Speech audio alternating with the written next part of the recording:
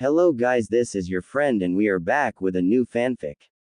Which is what if Naruto rebuilt Neo Uzushiogakure and formed the Whirlpool Harem Empire with Hinata as his queen part 1. And if you enjoy this fanfic then please press the like button and subscribe to my channel for more fanfic like this. And now let's start the fanfic. Whirlpool and Neo Uzushiogakure. Neo Uzushiogakure, or Neo Uzu for short, is built on the ruins of old Uzushiogakure, village hidden in the swirling tides, located in Whirlpool country. Naruto Uzumaki Namikaze is the daimyo of Whirlpool, and third Toad Sage. Nicknamed the Land of Exiles, Neo Uzu is home to several shinobi clans, and other ninja nomad clans, as well as missing ninjas, missed refugees from the bloodline wars, as well as several samurai clans. Its shinobi forces rivals that of Konoha in its prime. It is also one of the 5 great shinobi villages in the country, having taken that title from its rival, Konohagakure no Sato. Konan Uzumaki is the Rokudaime Uzukage of Whirlpool, while Yahiko Uzumaki is the commander of the Uzushiogakure Anbu Black Ops. Naruto's wife, Lady Hinata Namikaze, oversees the Uzushiogakure medic ninja program while Anko Mitarashi oversees the interrogation and torture division. The ninja teams are similar to those of Konoha, a 4 ninja cell, 1 Junin, 3 Genin Chunin, of which Naruto's children with Hinata are the latter. The Uzushiogakure Council consists of 24 members, 12 civilian and 12 clan heads. The civilian and shinobi cannot influence the other, a lesson Naruto learned as a Konoha ninja, thus keeping the civilian and shinobi matters separate, with Naruto as the council head. Like Konoha, Neo Uzu identifies its Chunin and Junin by flak vests, light gray for the Chunin, dark blue for the Junin and elite Junin, and are similar in design to those in Konoha. The Uzu Anbu is similar to its Konoha counterparts, but they do not wear animal masks to conceal their identities. Neo Uzu has alliances with Suna, Snow and Mist. Due to Hinata being the wife of the daimyo, has a non-aggression pact with Kumo, due to the fact that Kurabi and Yugito ni both have a high degree of respect for Naruto. Iwa, despite the fact that Naruto is the son of Minato Namikaze, will not attack Neo Uzu as they too signed a non-aggression pact. Konoha and Fire Country, on the other hand, is openly hostile to Neo Uzu and neither the Hokage nor the Fire Daimyo does not recognize the village nor its daimyo. Aside from the village, Whirlpool Country is home to a thriving mercantile guild known as the Pakara Merchant House, of which its main base of operations is located in the coastal town of Azura, with a port in Wave Country. The Pakara Merchant House has branches in Wind, Earth, Lightning, Spring and Water countries, and has negotiated trade agreements with sea, tea, forest, and hot water countries. Combined with the Wave Protectorate's shipping fleet, the Pakara Mercantile Guild is the dominant merchant house in the area. Neo Uzu has a 99% success rate in accomplishing assignments, both around Wave and in the elemental continents. Neo Uzu also holds Chunin and Junin tournaments twice a month among the Uzu shinobi, in order to keep their skills sharp. Uzushiogakure's methods of training has made Chunin and Junin level ninja in less time than that of Konohagakure no Sato. Aside from those tournaments, Uzushiogakure also holds an annual taijutsu tournament twice a year, of which the best from the elemental countries flock to Whirlpool Country to test their skills in open combat. Uzu's medic ninja training program is the best Whirlpool has to offer, so much so that Water, Spring, Wind and Lightning often send their medics in training to undergo the training program, with great success. Rise of Daimyo Namikaze. In some cases, an end is merely a beginning in disguise. Such is the case of the current daimyo of Whirlpool, Naruto Uzumaki Namikaze. The son of deposed Whirlpool daimyo Kushina Uzumaki and her husband, the Yondaime Hokage Minato Namikaze, Naruto was the Jinchuriki of the Kyuubi no Yoko, 9-tailed fox, as his mother and grandmother was before him. Orphaned during the Nine Tails attack on Konohagakure no Sato, Naruto was treated as the village pariah, seen by most of the village as the Nine Tails reborn. rather than the village hero as his late father had requested in his final wishes to Jiraiya and Hiruzen Sarutobi. Instead, despite being denied nearly everything in his right, Naruto set his sights on becoming Hokage and with the support of Hiruzen Sarutobi, enlists into the Konohagakure Shinobi Academy. Graduating at the age of 12 along, he was assigned to Cell 7, consisting of Sakura Haruno and Sasuke Uchiha, with Kakashi Hatake as their sensei. Prior to the Chunin exams and the death of Hiruzen Sarutobi, Naruto would make an impression wherever he went. Most of Konoha's citizenry and shinobi forces would go on to say that their trading and military alliances were all because of the Uchiha, but history is sometimes written by those who slander their heroes. It was because of Naruto that Konohagakure and Fire Country had several trading and military alliances with Spring, formerly Snow Country, Wave Country, of which he used his shadow clones to steal and hide Getu's immense wealth in Whirlpool Country and handing over Getu's shipping business to the people of Wave T Country, Sea Country, and countless others. Despite all of this, Naruto was denied advancement because of the bigotry of the villagers. Not even when he was instrumental in stopping Gaara's rampage during the Suna-Oto invasion of Konohagakure, or bringing back Tsunade Senju to become the Godime Hokage of Konohagakure no Sato, he was still denied the rank of Chunin.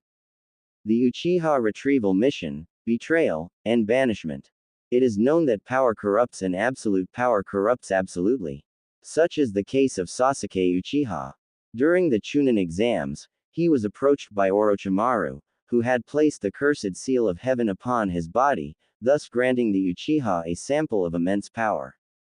Seduced with the opportunity to gain more power under the Snake Sage in order to avenge his clan, Sasuke defected from the village. Almost immediately, a team of genin, led by newly minted Chunin Shikamaru Nara, was organized, consisting of Choji Akamaiki, Neji Hyuga, Rock Lee, Kiba Inuzuka, and Naruto Uzumaki on Tsunade's orders to retrieve the rogue Uchiha. Assisted by the Sand siblings of Suna, Gaara, Kankuro and Temari, the Uchiha retrieval mission was underway. As the rest of Team Shikamaru faced off against the Sound 4, it was Uzumaki who had faced off against the Uchiha. Despite the use of the cursed seal and the power of the Chidori, Sasuke had fallen to both the greater will of his former teammate, as well as the power of the 9 tails which Naruto wielded. With Team Shikamaru suffering numerous injuries, and Uzumaki himself suffering not one, but 2 Chidoris in the chest and shoulder, the Uchiha retrieval mission was a success, as Sasuke Uchiha was returned to Konohagakure no Sato. With the Uchiha safely back in the village and the retrieval mission a success, Naruto had hoped that he would receive the recognition from both the civilians and the shinobi that he had earned. He was wrong. Despite everything, he was to be banished, with the full support of Jiraiya, who is after his father's jutsu and seals Tsunade Senju, who blames Naruto for Kushina's death, the Fire Lord, who wants a piece of the combined wealth of the Uzumaki Namikaze family, the other members of the Konoha 11, who sees Naruto as the 9 tails incarnate, and the Konohagakure Council, who also wants a cut of the riches of Naruto's parents as well as the Uzushiogakure jutsu. It was clear that both Tsunade and Jiraiya was not crazy about the Uchiha as were the other members, but they hated Naruto even more. He also discovers that he is the son of Minato Namikaze and Kushina Uzumaki Namikaze, and upon his banishment and death at the hands of the root Anbu, the seals surrounding the Namikaze compound will be weakened enough for Jiraiya to break through, allowing Konoha to rob him of the combined wealth and jutsu belonging to the Uzumaki Namikaze clan. The only person against this sinister plot was Special Junin Anko Mitarashi, who was demoted to Chunin for defending Naruto. Naruto, who had overheard the conspirators as he was disguised as a member of the Anbu Black Ops outside the Hokage's office, was outright furious at this betrayal by those he considered to be the closest thing he had as a family, as well as the callousness of the village and that of the Fire Daimyo. The dream of being Hokage died that very day. Aside from his impending banishment, Naruto had overheard that Hyuga clan head Hiashi Hyuga is planning on stripping his eldest daughter, Hinata Hyuga, of her position as heiress by her father and the Hyuga elders in order to be branded with the caged bird seal upon confirmation of Naruto's death. Upon finding out about her father's intentions from Naruto during a visit to the Hyuga compound, Hinata decides to flee with Naruto. With an assist by the Nine Tails, Naruto left a Kyuubi-powered, explosive cage bushing under a henge in Hinata's place before the pair fled to the safety of the Namikaze estate, the Nine Tails breaking through the seals with ease, allowing Hinata and Naruto access before sealing the estate behind them once more. While inside the estate, the kangaroo trial of Naruto Uzumaki was underway. Disgusted with the proceedings, Gaara and the Sand siblings had left for Suna, but not alone, as the Konohamaru Corps had left the village with them, despite the best efforts of Asuma Sarutobi, who had pleaded with his nephew and his friends to remain in Konohagakure. As expected, during the trial, Sasuke Uchiha was cleared of any and all wrongdoing, as all blame was placed upon the cursed seal and on Uzumaki himself. The trial ended with a guilty verdict. The sentence was immediate banishment from the Leaf. Naruto and Hinata both fled the village hours after the banishment orders came down from the Fire Lord and the Konoha Council. Tsunade sent out a squad of Anbu Black Ops, led by Kakashi Hatake, Hiashi Hyuga and Jiraiya in hot pursuit of the pair the following day. While this is going on, Naruto had came into contact with Anko Mitarashi and had asked for her help. She agreed, as she was the only person in the village to realize that Naruto had gotten a raw deal. No one came to Naruto's aid, despite everything. Not even Ichiraku and his daughter, as it had turned out, had been poisoning Naruto's ramen since day one. Fortunately, the Nine Tails had neutralized the poisons, making them ineffective against the now banished ninja. As the people of Konohagakure celebrated the banishment of the Jinchuriki, Naruto made his own plans of escape. First, he and Anko cleaned out the weapons depot of every single weapons grade exploding tags. In the dead or night, they tagged the Market District, the Uchiha District and the Hokage Monument. Second, Naruto had broke into the Hokage's office and stole the Forbidden Scroll of Sealing, as it had belonged to both his mother and father, as well as his birth certificate, signed by the Fire Lord and by his father. Third, out of pure spite, he killed the Fire Lord's cat, skinned it and sent its remains to the Fire Lord's wife. Last, Naruto had Anko use her snake summons to notify Wave, Spring and several of Konoha's allies of their treachery. Returning to the Namikaze estate, Naruto, Anko and Hinata cleaned it out of its immense wealth, as Kushina did not trust Konohagakure with the Uzumaki clan's immense fortunes, combined with the wealth that Minato had gained, which is why she had hidden it inside the estate, and of its jutsu. With the assistance of the Nine Tails, Naruto recovered an O-katana from a hidden panel, the signature weapon of Kushina Uzumaki, and several Hiraishin kunai belonging to his father. After rigging the place to explode with the remaining tags once Jiraiya break through the seals, Naruto, Hinata and Anko waited. Once the false Naruto and Hinata were destroyed by Jiraiya and the others, Naruto triggered the exploding tags. In the ensuing chaos, Naruto, Hinata and Anko escaped via a reverse summon to the home of the Toads, Myobokuzen Mountain Asylum. With Hinata and Anko backing up his claims, Naruto told the Toads of Konoha's intentions and of Jiraiya's treachery. Enraged, Gamabunta and Fukasaku reversed summoned Jiraiya. The look on the perverted sage's face was all that was needed upon seeing Naruto, Anko and Hinata standing before the Toad Council. Fukasaku, Shima, Gamabunta, Gamakichi and Gamatatsu had ended up beating Jiraiya within an inch of his life, which was followed by the Great Toad Sage sealing off Jiraiya's Senjutsu chakra. Before booting the now former Toad Sage out of Myobokuzen, Fukasaku issued the following decree. The alliance between Konohagakure no Sato and Myobokuzen is hereby dissolved. You shame us with your actions, Jiraiya of the Sannin. We strip you of the summoning contract and give it to the son of the Yondaime. Furthermore, we will contact the other summons whose allegiance is that of Konohagakure and tell them to break off their contracts because of this treachery. Neither you nor the Leaf deserve our protection. Should anyone try to summon us, then Orochimaru will be the least of your concerns. Naruto was rewarded with the Toad's contract, and began to undergo Senjutsu training. With the help of several shadow clones, he managed to get the basics down. By that time, the world outside of Myobokuzen was changing, and in Konoha's case, it was for the worst. As expected, upon receiving word of the conspiracy and of Konoha's treachery, Suna and Wind Country had terminated the military alliance with Konohagakure and Fire Country. Spring Country and Harugakure, formerly Yukigakure, did the same, terminating its own trading and military alliance agreements with Konoha and Fire Country. Wave Country followed suit, upon paying off its mission. Unknown to Konoha, Naruto had several shadow clones secure the immense wealth belonging to Gato and hidden it in both Wave and the ruins of Whirlpool Country. The victory was a bittersweet one, as Naruto, Enko and Hinata were placed inside the bingo book, all A-rank missing ninja. Of course, Naruto's rank was raised to an S rank when it became known that Jiraiya had triggered the remaining exploding tags inside the Namikaze estate once he had broken the seals, leaving half of his face burned and killing several Anbu present.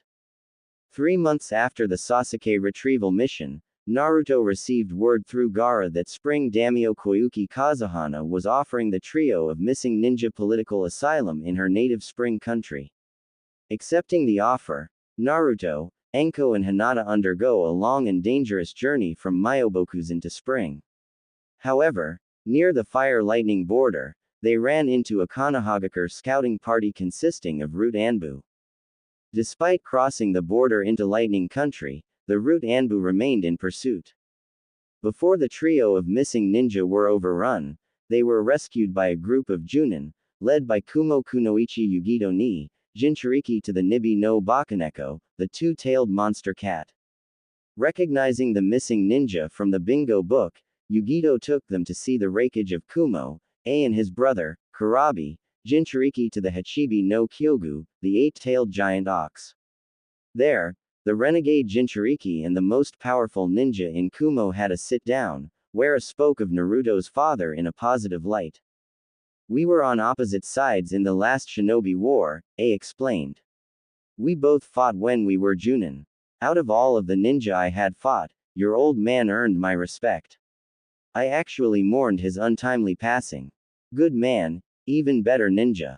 Gone before his time. Shame. I was looking forward to seeing who was the strongest Kage out of both of us. And Naruto would continue to talk for several hours. Afterward, A and the Lightning Daimyo granted Naruto, Enko and Hinata safe passage through Lightning Country, where they caught a ship taking them to Spring Country.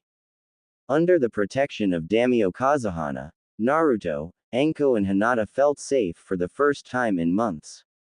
With Konohagakure shinobi effectively banned from her lands, the missing ninja finally felt at peace. During this time, the Nine Tails approached Naruto with an interesting offer, training in order to defend himself from not only his former village, but the Akatsuki in exchange for freedom.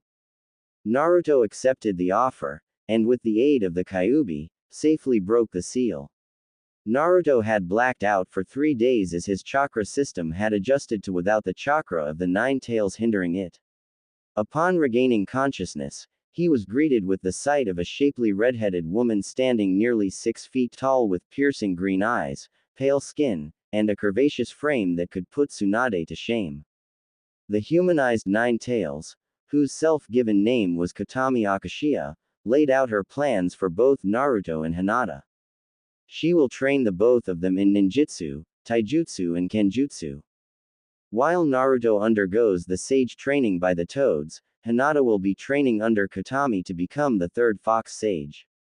Katami then revealed to Naruto several revelations, that the Uzumaki, Uchiha and Senju clans were the direct descendants of the Six-Path Sage. Whereas the Uchiha was granted the Sharingan, the Senju was granted Earth Release, while the Uzumaki, unknown to the Senju and the Uchiha, were given the ultimate dojutsu, the Rinnegan. In the 4 years under Katami's tutelage, Naruto and Hinata's skills have drastically improved. Hinata had become a talented medic ninja and a prodigy in the taijutsu arts. Naruto, on the other hand, had become a master in both taijutsu and kenjutsu, and mastered both the sage arts and the Rinnegan, as well as learning political intrigue from Daimyo Kazuhana and the Spring Council. By the age of 16, Naruto Uzumaki Namikaze was christened the third Toad Sage, while Hinata was declared the third Fox Sage, complete with an enhanced Byakugan. It is also that while in Spring Country, Naruto and Hinata had gotten closer. By Hinata's 13th birthday, they were both dating. Once their training was completed, they were married, their wedding attended by Daimyo Kazuhana, Katami Akashiya, Anko Mitarashi, Gaara and the Sand Siblings, Team Misfits Mari Sarutobi, Moegi and Udon, and Godime Mizukage Mai Terumi. The union from the pair would produce 2 children, 1 boy and 1 girl, fraternal twins. Minato Uzumaki Namikaze would be the designated heir to his position of daimyo, while Hitomi Uzumaki Namikaze worked to surpass her mother as a medic ninja. Their godparents were the Kazekage Gaara, and the Sand Siblings, Team Misfits, the Raikage A and his brother Karabi, Yugito Ni and Daimyo Kazuhana, showing that the revitalized Namikaze clan had friends in high places. The mercenary years. The next 7 years, Naruto, his wife, and Anko found work as ninja mercenaries. During this time, 2 renegade Omegakure ninja joined their ranks near Kumogakure. Uzumaki master swordsman Yahiko Uzumaki and his companion, deposed Omegakure leader Konan. Both were former members of the Akatsuki, the organization of S-class missing ninja who were in fact, controlled by Uchiha clan founder Madara Uchiha. As it turned out, Yahiko was descended from refugees of the Uzumaki clan which had scattered in the last Shinobi War, and was raised in Omegakure.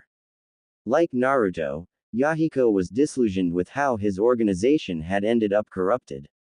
Furthermore, he was happy to see that he was not the last of the Uzumaki clan.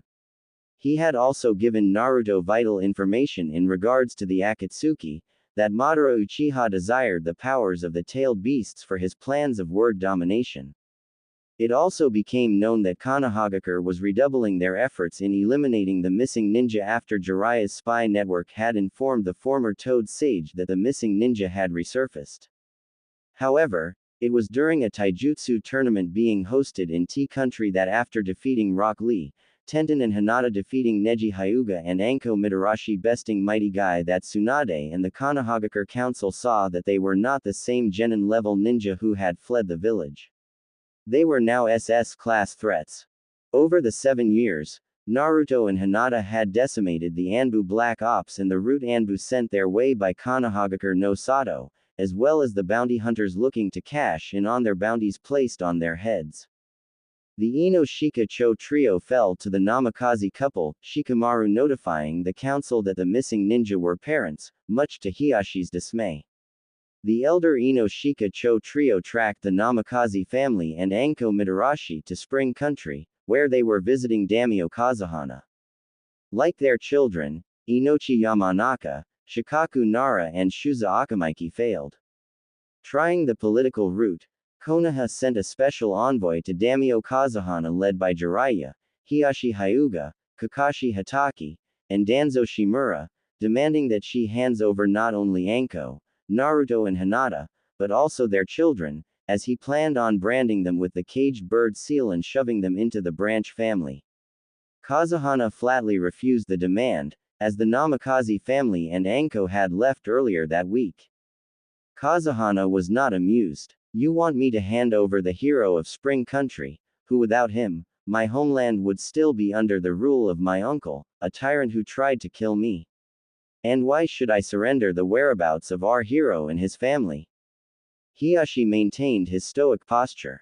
With all due respect, Lady Daimyo, the Kyuubi brat is a threat to the safety of Konohagakure no Sato, and of Fire Country. Both him and his whore must be eliminated. Kazuhana scoffed. A threat that is of your own creation. Oh yes, I know how Konoha pissed on the dying wishes of the Yondaime, Naruto's father. I also know about Shimura's desire to turn him into a living weapon because he is the jailer of the 9 tails.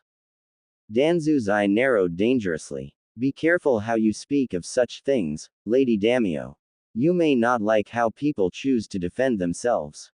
You should be more worried about yourself, Councilman Shimura, Kazuhana replied, her voice as cold as ice. I do not respond to idle threats very well. You can take your demands and shove it. I will not betray Namikaze, his wife, or my godchildren. Furthermore, I have no desire to deal with a village who would not only kiss the of a potential traitor and blame a boy for something that was not in his control. You dare insult the strongest of the shinobi villages? Hiashi responded. Wars have been started for less. The Fire Lord and the Godime will not like this, Lady Damio. I dare, because Konoha is not as strong as you claim it to be. Kazuhana replied, unfazed by the threat. And I know several other villages and countries that would love to see Konohagakure burn to the ground. Mist and their water Damio.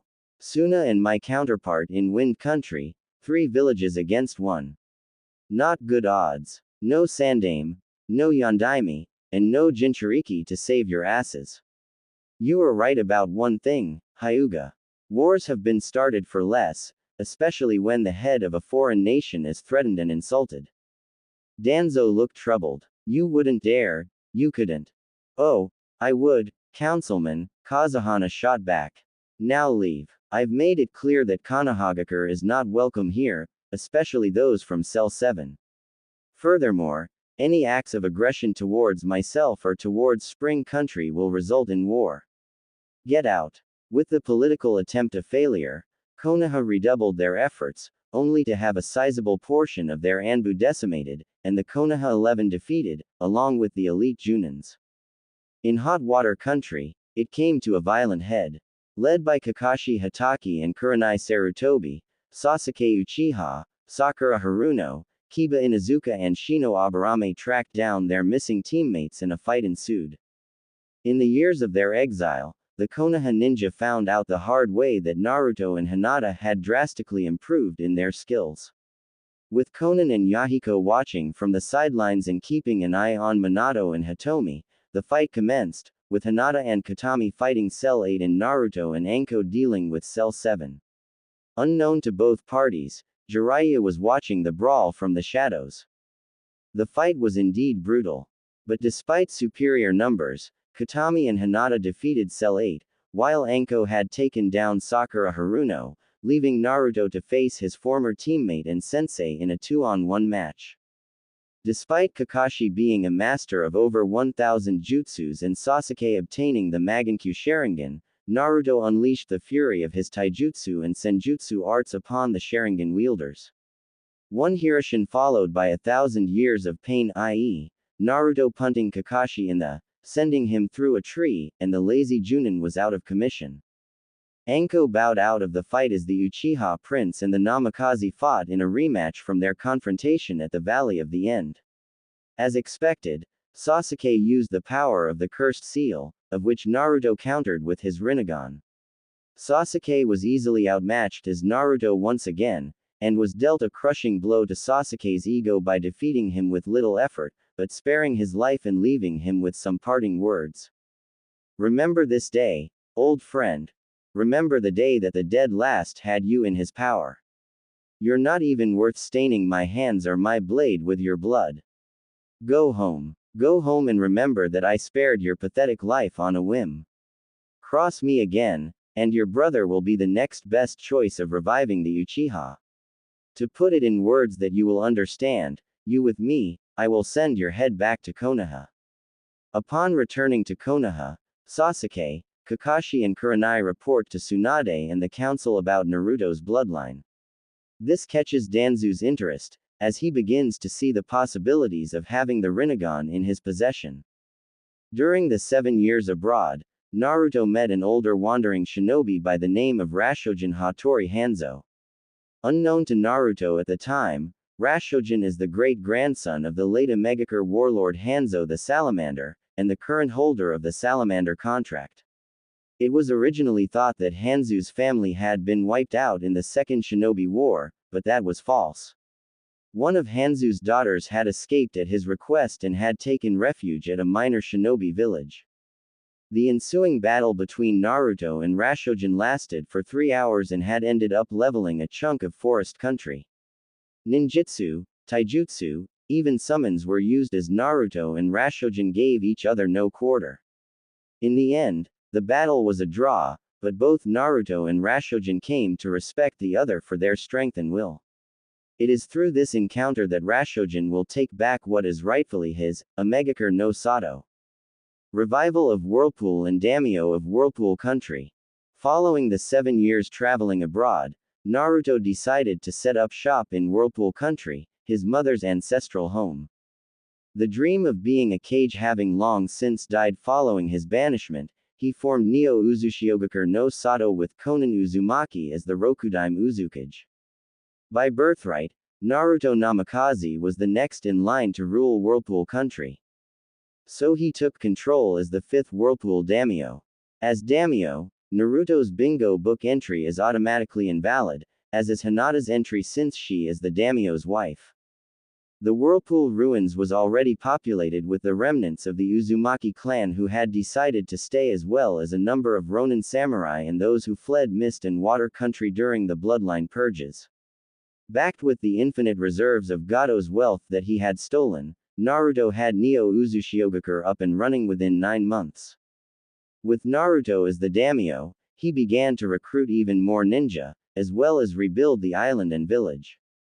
He even went as far as annexing the island north of Whirlpool, a mountainous, forested region, and turned it into a training and living area for the Uzushiogakure shinobi. The Namikaze children were the first to graduate from the rebuilt Uzushiogakure shinobi. Minato turned out to be a prodigy in the Uzumaki Namikaze style of Fuinjutsu and Taijutsu, while Hitomi was a gifted medic ninja and a master in her mother's style of Shinjuken and her father's Kenjutsu. With Minato possessing the Rinnegan and Hitomi the Byakugan, they found themselves in the crosshairs of their parents' former village. But, as expected, sheer luck in pulling off the impossible, not to mention being completely unpredictable, is an Uzumaki trait that Naruto passed on to his kids once they became Uzu shinobi.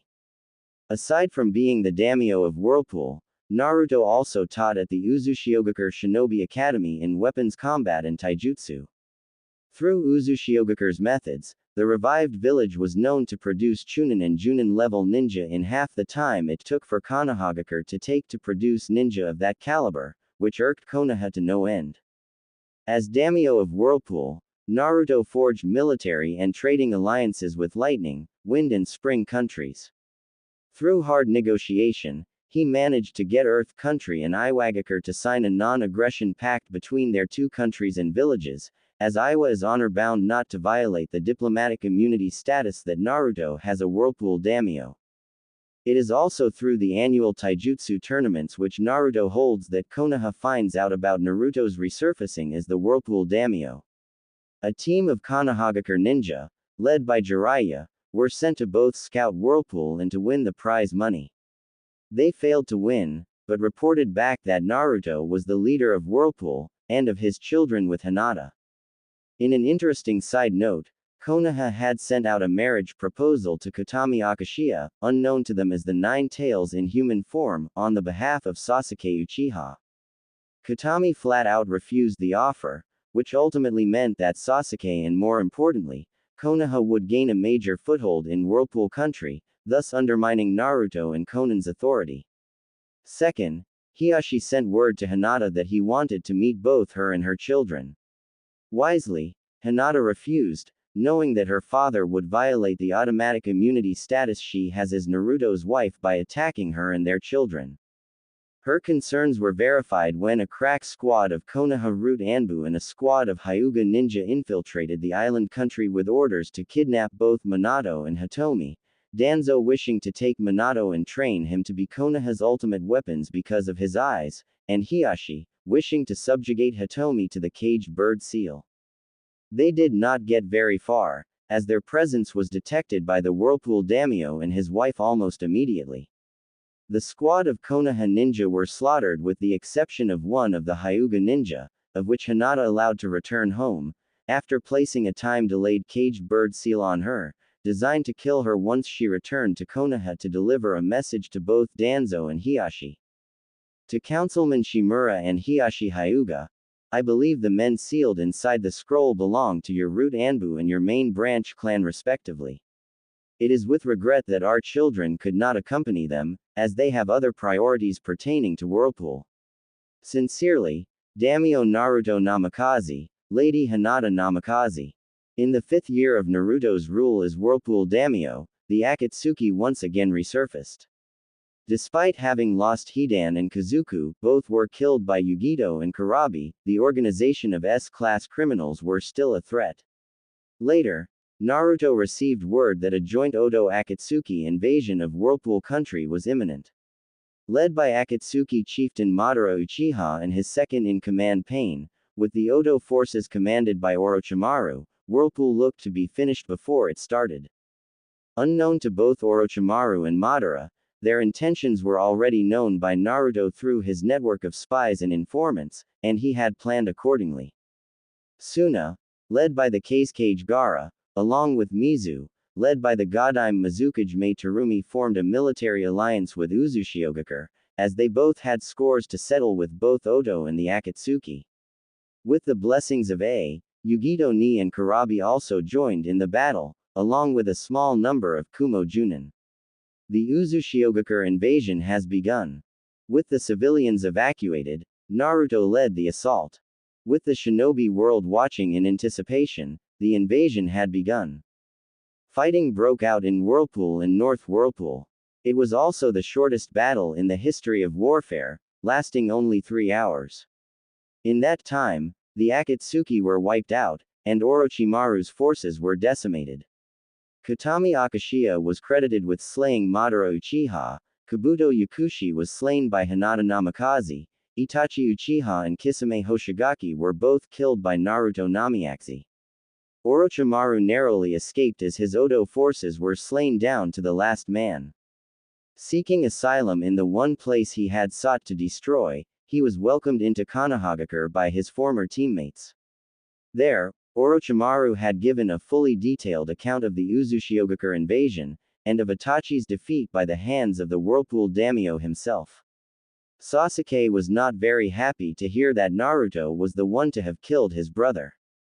Tsunade and the Konohagakure Council grants Orochimaru asylum under a series of conditions, that Orochimaru will not conduct any experiments on the populace and that he takes Sasuke Uchiha on as his student. Orochimaru agrees to the conditions set before him. The legendary Sannin were once again on the same side. It would be another year until Orochimaru would meet his untimely end. As Whirlpool rebuilt its village and island, Naruto entered into a series of negotiations with the people of Wave Country. As Wave was still open to attack from Fire Country, the Whirlpool Daimyo offered protection in exchange for Wave becoming a protectorate under Whirlpool, as most of the Uzu shinobi there had loved ones and family in the southern island. Tazuna and the Wave Council agreed to the terms. Wave Country would greatly benefit under the protection of Uzushiogakure and its daimyo, who they see as a hero. However, Fire Country and Konohagakure would object to the plans in a most extreme way, thus initiating the Wave conflict. Led by the 3 Sannin, Konohagakure invaded Wave Country 2 years later, claiming that Whirlpool was a threat and that Wave would act as a buffer zone. Before a full-scale war could erupt, Naruto challenged the 3 sages in a 3-on-1 match. Should they win, then Naruto would surrender Wave and retreat to Whirlpool. Should Naruto win, then Konoha loses all claim to Wave and leave the island.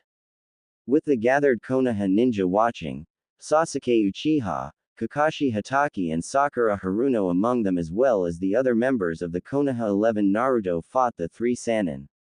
Despite the numbers advantage that the 3 Konohagakure ninja had over the Whirlpool Daimyo, Naruto had countered each of the Sannin's attacks and defeated them. With the people of Wave, the Konohagakure ninja and the Kazekage and Mizukage watching as witnesses, Naruto, perched on top of Gamakichi's head, passed judgment upon the Sannin. By right, Wave Country is now under the protection of Whirlpool Country and of Neo Uzushiogakure no Sato. Any further attempts of aggression towards the people of Wave will be seen as an act of war. To you, Jiraiya, Tsunade Senju, and Orochimaru, you were granted the title of Konohagakure's legendary Sannin by Hanzo the Salamander as a result of surviving his onslaught. As that title was blessed upon you, so it can be taken away. As the daimyo of Whirlpool, I strip you of your title of legendary Sannin. Orochimaru did not take the news very well. Kusanagi drawn, he tried to attack Naruto from behind.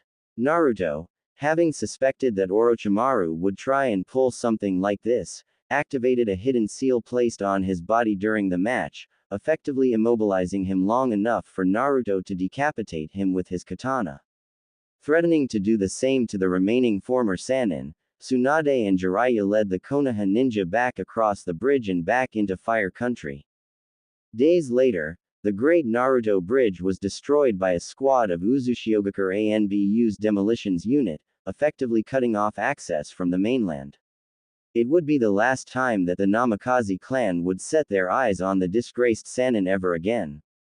Invasion of Fire Country. In the decade following the banishment of Naruto Uzumaki Namikaze, Konohagakure's status as one of the strongest shinobi villages had started to wane. Repeated attacks from both the smaller villages and the deaths of several high-ranking shinobi, and the near-crippling effects of the trade embargo set in place, Konoha, and Fire Country as a whole was now seen as a pariah state, especially after their performance during the Wave conflict in which Naruto had stripped the title of Konoha's legendary Sannin from Tsunade, Orochimaru and Jiraiya.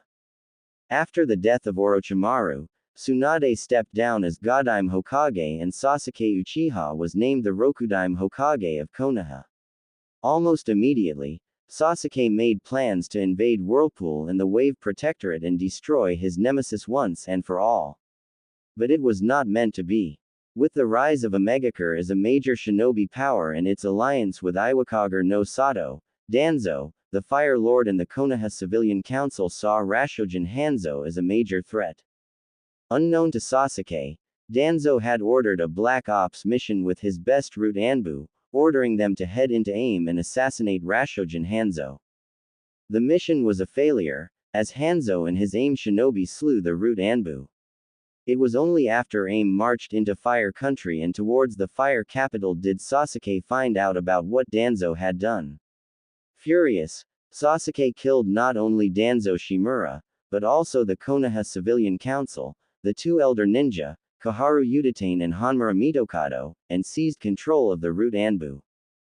Hanzo's forces moved swiftly through Fire Country, laying siege upon the Fire Capital and taking the Fire Lord and his family hostage. Sasuke led a crack squad of Junin-level ninja to liberate the Fire Capital and free the Fire Lord. But Hanzo saw this coming and led the Hokage and his forces into a trap. Out of a force of 200 Junin, only 10 survived the slaughter. Among the casualties were the original Ino Shika Cho trio, Shino and Shibi Aburame, Sum and Kiba Inuzuka, Hiyashi Hyuga, Neji Hyuga, Maeda Gai, Rock Lee, and Kakashi Hatake. Sasuke Uchiha was injured when Hanzo ripped out his eyes and crushed them under his heel, before crippling the Uchiha, rendering him unable to use his legs. The mission was a failure and the surviving Junin was forced to retreat. In desperation, Konoha and the Fire Lord reached out to their former allies for salvation. Suna and Wind Country flat out refused, as did Spring Country. Kumo and Lightning Country remained neutral. With Sasuke Uchiha crippled, Tsunade was forced to retake the post of Hokage. Several other minor shinobi villages rallied to Omegakure's cause, launching guerrilla-style raids on Konoha, weakening the village even further. After Tsunade took back her post, Grass Ninja launched a devastating raid on Konoha, destroying the hospital and killing all inside, including Sakura Haruno, Shizune and the crippled Rokudime himself. The situation looked very bleak for Konoha and Fire Country. Their shinobi forces were down by half, leaving only a handful of battle-experienced Junin, along with Chunin and Genin who had not seen battle. Oh, yes, Konohagakure was in its final days. Soon, Hanzo would do what even Orochimaru had failed to do, and will soon launch a Leave No Survivors assault on the village. Neo Uzushiogakure no Sato, Whirlpool Country. 19 years after the Uchiha retrieval mission, 8 years after the founding of Whirlpool. Early morning in Neo Uzushiogakure no Sato. Aside from the Uzu Anbu which patrolled the streets and the surrounding countryside, it was very peaceful. The previous night, however, it was a different story. It was the anniversary of Whirlpool's reformation under its current daimyo.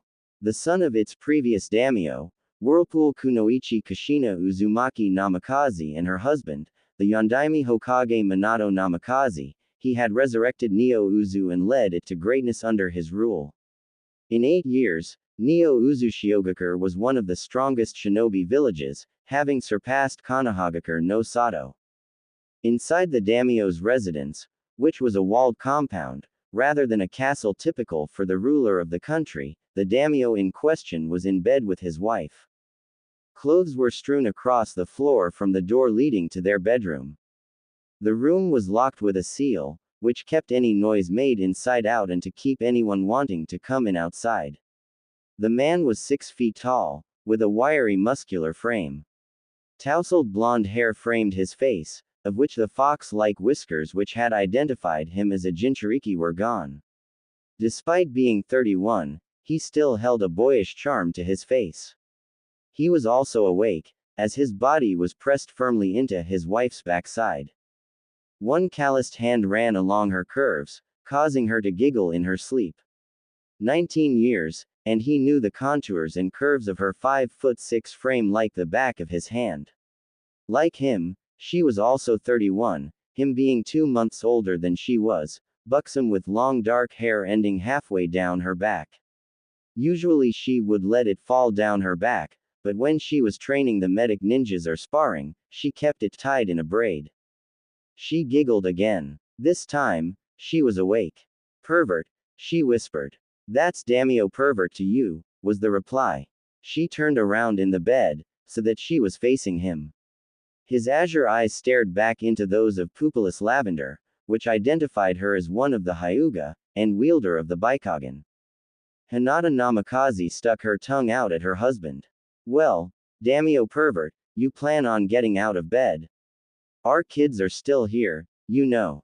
Naruto Uzumaki Namikaze smiled back at his wife. "We got about an extra hour. You can set your clock to Minato and Hitomi." He moved in for a kiss, but ended up kissing air, as Hinata had escaped his grasp.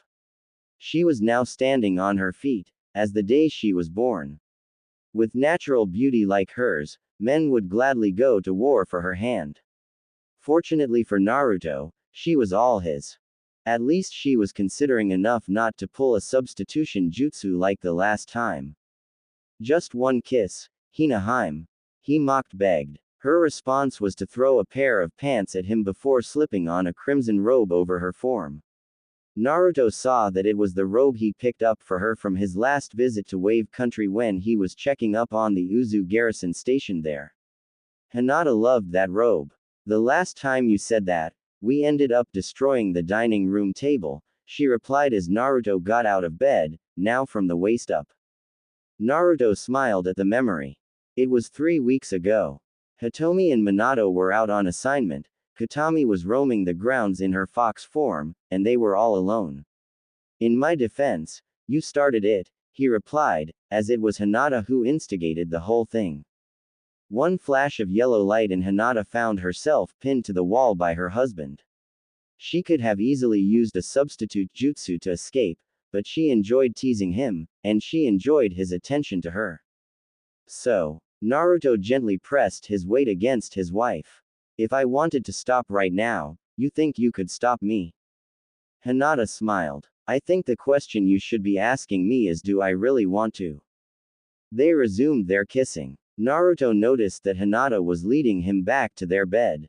"Damn, it feels good to be the daimyo," he thought as Hinata pounced on him. Neo Uzushiogakure Complex. Sometime later.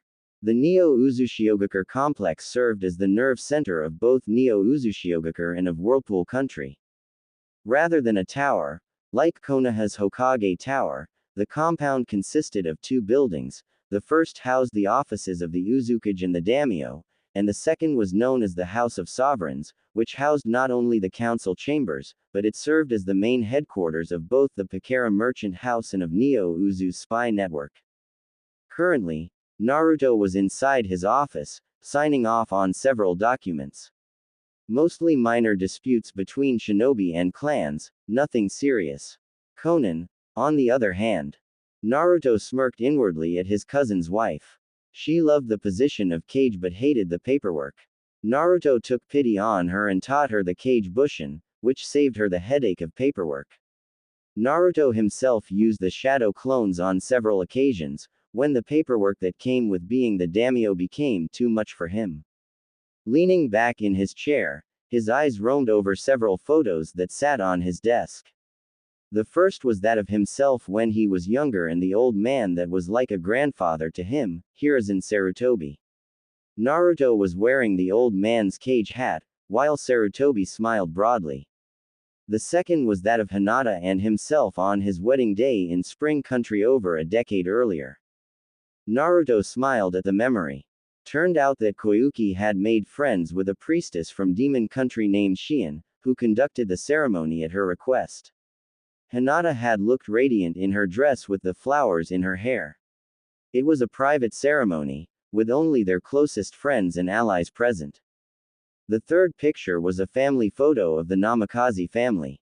Naruto and Hinata were seated, Naruto dressed in a white shirt, black vest, pants and boots, while Hinata was clad in a stunning black chisogam, and looking very regal in her pose. Then there were their two children. Fraternal twins, rather than being identical. They were both diametric opposites of each other from their personality down to their respective bloodlines. Minato took after himself in both personality and in skill, as he was a prodigy in Fuinjutsu and Kenjutsu. He did not have the Byakugan like his sister, but rather the Rinnegan. 14, with spiky blonde hair mimicking his father, with lively blue eyes. Fortunately, he did not take to wearing orange as he once did when he was just a genin, but rather dark colors, more suitable for a shinobi. His Hitai was around his head. He was also his heir to rule as daimyo once he stepped down. Hitomi took after Hinata in both appearance and quiet personality. Pale skin with short dark hair, think MGS4's Rosemary's hairdo, with the pupil-less lavender eyes that were a signature trait of the Hyuga. Unlike her brother, she was a prodigy in taijutsu, and a natural in medical ninjutsu. Like her brother, her attire was also dark, i.e., Hinata's Shippuden uniform, her Hitai was around her left arm. She would be the next Fox Sage when it came time for Hinata to step down. They were born a year after their marriage. When Naruto revived his mother's homeland, they were the first to enroll into the Shinobi Academy. At the age of 10, they both graduated. 3 years later, they both received their Chunin vests after successfully completing the Chunin exams. It was then he noticed the scrolls. They had been dropped off earlier by a member of the Neo Uzu Anbu and Naruto had forgotten all about them as he focused on completing his paperwork. From the markings on the scroll, they came from the ANBU's Intelligence and Recon Division. Naruto picked up the first scroll and opened it. The scroll was brief, but the message contained inside caught him off guard. It was from the spy network located near the bounty station near the Fire Lightning border. It read, Rain invaded Fire Country. Fire daimyo prisoner inside the Fire Capital. Naruto looked at the time and date. 72 hours old. This happened during the Neo Uzu festival, he thought as he opened the second scroll. This one was more recent, as it was only a day old. This one was a bit more detailed, as it said that following the Fire Lord's capture, a crack team of Konoha elite Junin, led by their Rokudaime Hokage attempted to infiltrate the Fire Capital in order to free the daimyo. The mission was a failure, and most of the team that was sent in were killed. Naruto read the names of those who were killed in the rescue attempt. Inoichi Yamanaka, Shikaku Nara, Shuza Akamaiki, Sum Inazuka, Kiba Inazuka, Asuma Sarutobi, Kurenai Sarutobi, Shibi Aburame, Shino Aburame, Neji Hyuga, Hiyashi Hyuga, Maeda Gai, Rock Lee, and Kakashi Hatake. The Rokudaime, Sasuke Uchiha was grievously injured while fighting the head of a Megakure and had to be carried out by the surviving Junin. Naruto leaned back in his seat. Even after nearly 20 years, his former village had still left a bad taste in his mouth. Konoha was full of traitors and backstabbers who had showed their true colors on that fateful day. No one, not even his former teammates, helped him. All because he was a Jinchuriki. The dream of earning the people's respect by becoming Hokage died that day, which led to him and Hinata, along with their sole supporter, Anko Mitarashi, to flee Konoha. He summoned an Anbu who was outside and ordered him to bring in Anko, Konan, Yahiko, Hinata and Katami to his office immediately. Minutes later, so AIM made their move against Fire Country, huh? Anko asked as Konan and Yahiko read the scrolls. I'm surprised this didn't happen sooner. Konoha and Fire Country must have done something big to piss those two villages off. Given who's running the village now, I wouldn't be surprised, Hinata replied. To say that Sasuke Uchiha is a tad unbalanced is to say Water Country is a bit wet. But he could be a puppet ruler, Konan said. The Konoha Council holds most of the power, while the Hokage is nothing but a figurehead. It was a miracle that the Sandaime managed to keep you away from Danzo. Naruto frowned. That meddling, one-eyed warhawk had been a thorn in his side. Whether it's trying to kidnap him when he was younger, or his attempt to kidnap his children for their bloodlines, he annoyed him to no end. But Konan did have a point. Hiruzen always did have a kind heart, Naruto admitted, smiling at the picture of himself and old man Sarutobi. But you're right, Konan. One thing I learned about politics is that you say one thing, but mean another. When the old hag stepped down, the council must have basically handed the Uchiha the position of Hokage, thinking that he could be someone they could control. Only problem is that the Uchiha runt does not like to be controlled in one way or another, Katami pointed out. The Uchiha wants to be the ones in control, and does not share power with anybody. She smiled meanly. A side effect of the Sharingan is that it makes the wielder batshit insane. That got a good laugh out of the group. You got a point there, Katami said. Look at Madara, Fugaku and Itachi. And it's not hereditary, as in Hataki's case. Any idea as to who is running AIM? Konan asked. Naruto chuckled darkly. The great-grandson of Hanzo the Salamander, Rashojin Hanzo. Took me a while to remember the name, but it clicked in my head. We met in Forest Country, remember? That and he showed up several times whenever Uzu holds the taijutsu tournament. Naruto remembered the man very well. A hulking mountain of muscle standing 6 feet 8 with dark hair and a deep, menacing voice when angered. He was like them at a time, a nomad without a home. He was also a very skilled shinobi and proved it when he challenged Naruto in a test of skills. The battle ended in a draw, but Naruto respected the man's skill. Rashojin also showed the same respect towards him as well, and the two men left the field of battle. Rashojin was fortunately not like his crazed great-grandfather. When Hanzo ended the wars and came out as AIM's new leader, he had his concerns. In the end, he decided to leave the older ninja alone. Danzo fought in the Second Shinobi War alongside Old Man Sarutobi, the Snake, the Hag and the Perv. I also know that Danzo screwed Hanzo over and had him and most of his family killed, Naruto noted. Danzo must have heard that Hanzo's descendant had ended the civil wars in AIM and seized control of the village and area, and saw him as a serious threat. So he must have dispatched his root Anbu to AIM to assassinate Hanzo. Konan immediately caught on what Naruto was saying. Only problem is that the mission goes south, Hanzo finds out who is responsible, and wants the heads of those responsible. But he doesn't stop there. He wants to get even by razing Konoha to the ground, and Iwa wants in on the action. You sure about that? Anko asked. If I was either Hanzo or Kuretsuchi, I would, Yahiko said. The council need to know about this. And what about our shinobi? If AIM attack them, then we will have no other choice but to counterattack. I agree, Naruto replied. Konan, send word to our shinobi abroad, have them pull back into Suna, Kumo and Haru. They are not to antagonize the ninja from AIM and Konoha in any form or fashion. Follow the shinobi rules of engagement for this one. All shinobi assignments and missions are temporarily suspended in the fire region until this mess is over. There's something else, Hinata said. I'm sorry for getting off the subject, but I got to ask. Back when we worked as mercenary ninja, you killed the bounty hunters that came after us, my former clansmen, the Anbu and Root Anbu. Naruto saw where this was going. Even Konan, Yahiko, Katami and Anko were curious. But you wondered why we spared our former senseis, our former teammates and the higher-ranking Junin. He smiled. Easy, Hinaheim. As shinobi, we are told the many ways we can kill our enemies. Flesh can tear, bones can break. But to wound their pride, to crush their spirit like God's boot heel is how you truly destroy them. Yahiko nodded in understanding. The disgrace of getting oneshanded to them by the dead last and the worthless heir to the Hyuga would definitely eat at their ego.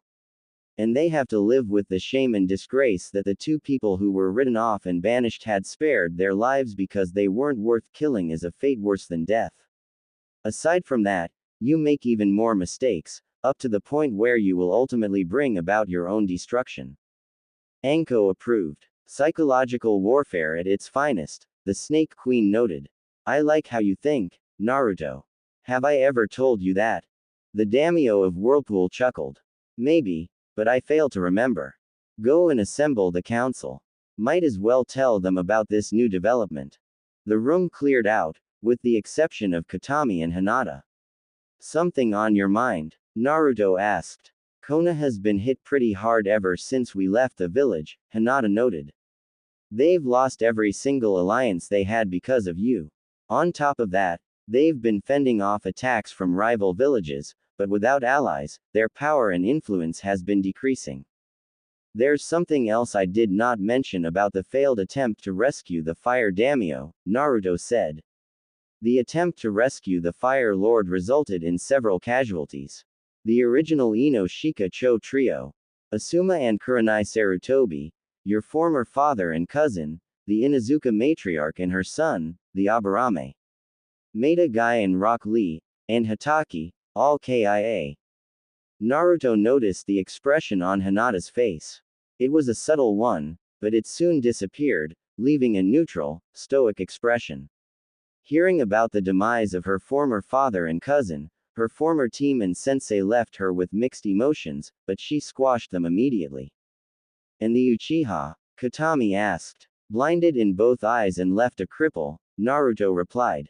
He had long since closed the chapter on his rivalry with the Uchiha, as he had proven to Sasuke and all of Konoha that he was stronger than their precious Uchiha. It wasn't because of the Rinnegan that he wielded either. While Sasuke had everything literally handed to him, Naruto had worked hard to get where he was at. And that hard work paid off when he revived his mother's homeland. You know that Konoha will more than likely ask for our help, Hinata said. They always believed that you would defend your precious people in their darkest hour. Naruto scoffed. The people that are precious to me are here. Konoha chose a traitor over me. They did not see me as a human being, but rather the Nine Tails Reborn. Some of them hate the Uchiha runt, but they despise me even more. People I thought were my friends tried to kill me over the years. Tsuki and Ayane with their poisoned ramen, your own sensei with her genjutsu.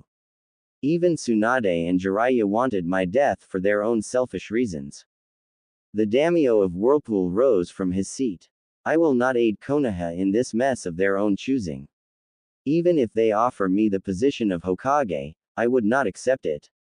They made their choice. Now they have to live with it, which is not for very long. Tsunade Senju and the Konohagakure Council, what was left of it, looked down on the leader of Omegakure with great disdain. It wasn't the actual leader, but rather a shadow clone sent to Konoha from the Fire Capital, where he currently was at with his hostages, the Fire Lord and his family. With Sasuke Uchiha dead, Tsunade was forced to take back the mantle of Hokage.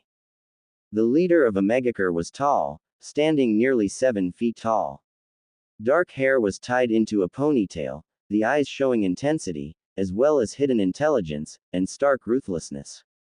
In the 19 years since the conclusion of the Uchiha retrieval mission, Konoha had not recovered from the fallout following Uzumaki's banishment. She had no love for the Uchiha, and made it clear. But she despised Naruto even more, as she blamed him for Kushina's death. Jiraiya was also present. The left side of his face was horribly scarred, a memento from Naruto. Using blood left over from his blood clone, Jiraiya had unsealed the Namikaze estate, only to find the place empty of its wealth and jutsus. The chest loaded with exploding tags was something that even he didn't see coming. Your ninja disappoint me, Senju. His voice was deep and menacing. Here, I was expecting a challenge from the village who fancied itself as the strongest of the shinobi nations. If your precious Uchiha wasn't much of a challenge, then what is the point of talking? You got a lot of nerve to show your face here, Tsunade shot back.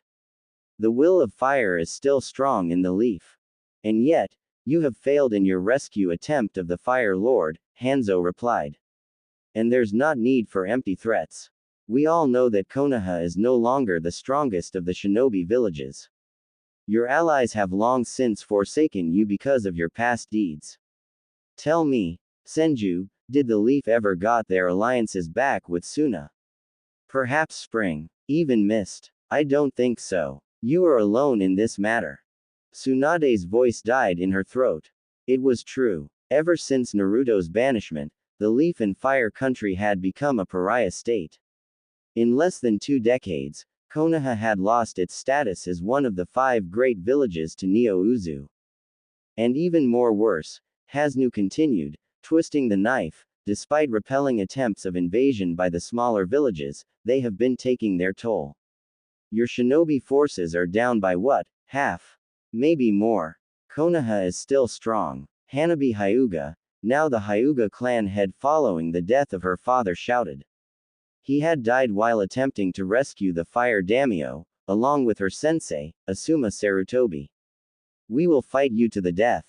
Hanzo tapped his chin as if in thought. Strange. Your father and cousin said the same thing before I killed them, he replied as if he was discussing the weather. That did it for Hanabi. Byakugan ablaze, she tried to rush the older man, but was held back by the Ino Shika Cho trio, and Hana Inazuka. You monster. You killed my father and cousin. I'll kill you. Hanabi screamed. Hanzo merely waved her off, as if she wasn't a threat. You couldn't kill a roach in your state.